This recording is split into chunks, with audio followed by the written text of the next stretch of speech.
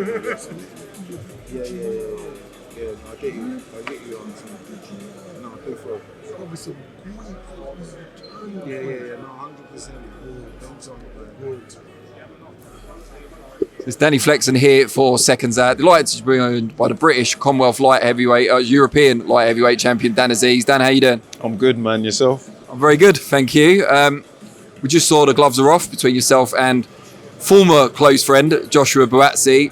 It wasn't exactly violent up there, but it was very tense. Was it kind of what you expected? Yeah, I did expect it to be like that. They didn't feel that tense up there because we've seen each other now, saw each other last week. When we first saw each other last week, we ain't seen each other for a bit. It was definitely more tense, but I think it's over as the days have gone past, it's kind of calmed down because we both know we're like a day and a few hours away. So that's what matters, so yeah.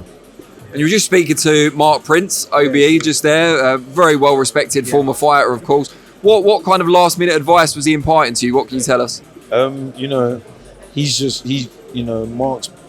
known me from way back, and he knows the grind, the grafts. He understands the passion and dedication that I have to the sport, and he knows, man, when I get in there, it's like it's do or die, man. And so he's just letting me know, listen, that same mentality, this is what we got to, have and keep to get through Saturday. Now, Buatsi said there, he was asked if he's capable of knocking you out. He said, I've shown it in the past. You said it was a low thing to say. I think maybe he and you were referring to different things. What were you referring to? No, he knows, man. He knows what he's trying to say, but it's cool. He swerved his way out of it by saying, my record. Yeah, exactly. But yeah, we'll see on Saturday. So I'm presuming, and you can correct me if I'm wrong, he's referring to maybe stuff that's happened in the gym in the past. Is that fair to say? Yeah, maybe. And would his version of those events tally with yours? I'm not saying he's wrong in anything he's saying, but he knows what he's trying to imply there, but it's fine. Do you think he's doing that for the public, or is he doing that for you? Is he trying to implant it in your mind? It's for me, because he's not the type to really talk about sparring and all that kind of stuff, but he's just trying to say, hey, do you know what I mean? Remember. Yeah, exactly. Will it work? Listen, I said in the first gloves are off, yeah.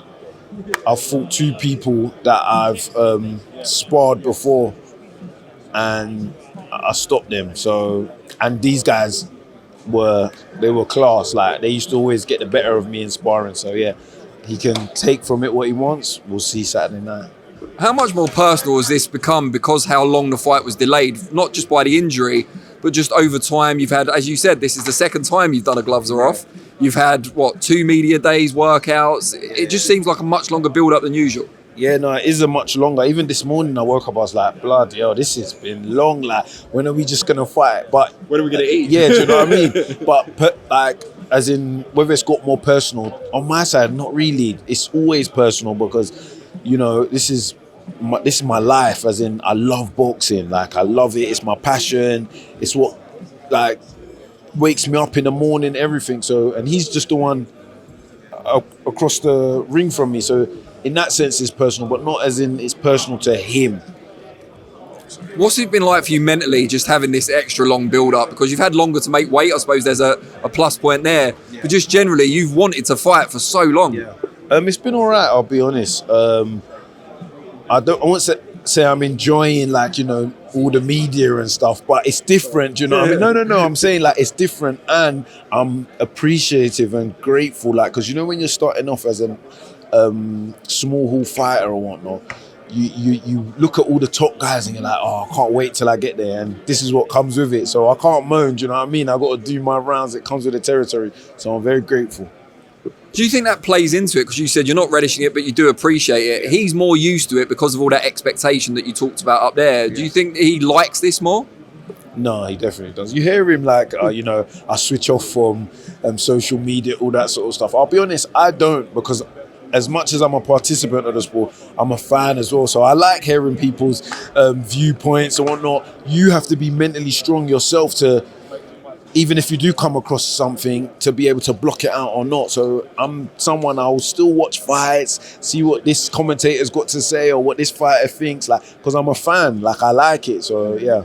Has your view changed on what type of fight you expect? Well, up there you said you expect him to try and box for a bit and then let it explode into war in the same way the sparring sessions did. Yeah. Did you think that at the start? Has your view changed over time? No. I always think that because you seen his fights. That's what he's boxing more. He's a bit more slicker and working on defense and stuff like that. But I won't be surprised if he just said, "Fuck, F it," and just came at me and we was just in the center ring going at it. I won't be surprised.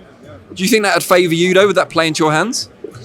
Well, listen, there's the famous saying, don't box a boxer, don't brawl a brawler. And I'm pretty sure everyone will say he's the boxer and I'm the brawler, so we'll see. Now, I said to you before, maybe 2 weeks ago, will you shake hands at the end, which you've just said up there you're going to do, and will your friendship survive? And you said, I hope so. It seems to have become more tense over the last 2 weeks. Do you still have high hopes that you can be friends again afterwards? I don't have high hopes or whatnot, but it's the game, innit? You don't understand, as a boxer, we're going to go to war, God forbid, if he could murder me in the ring, he would to get the win, do you know what I mean? That's how serious it is. So, thinking of whether we're going to be mates afterwards is irrelevant, just God willing, we have a great fight and we both go home healthy and we can still continue on with our careers. But all of that that's definitely the last thing on our mind, do you know what I mean? Whether we're going to be friends or not, so yeah. But another thing that's certainly on fans' minds, given the way you've come up, the expectation level and how you've achieved, do you think you're perhaps, and I don't want to put the thought into mind, but do you think you're perhaps better equipped to cope with a defeat than Buatsi is? I wouldn't say so. I would say I'm more better equipped to being the underdog, or more better equipped to people saying, nah, you're not going to win. Do you know what I mean? But the loss element, that's not really in my mind. I don't go in there expecting to lose or thinking, what happens if I lose? I got to keep positive thoughts in my mind and make that become a reality. But I'm sure he hasn't, he doesn't expect right now to lose. But unfortunately, that's what's going to happen. Yeah, I guess my thinking with that question is, could he get over losing to Azeez, someone that in the past he's seen as not on his level? Yes, boy, we're going to have to wait and see, man. Do you know what I mean? So we're going to find out. Yeah, exactly. Literally, we're going to find out and see. So, great stuff, Dan. Wish you the very best of luck. Cheers, and man. can't wait for the fight. It, man. Thank you, Thank you, mate.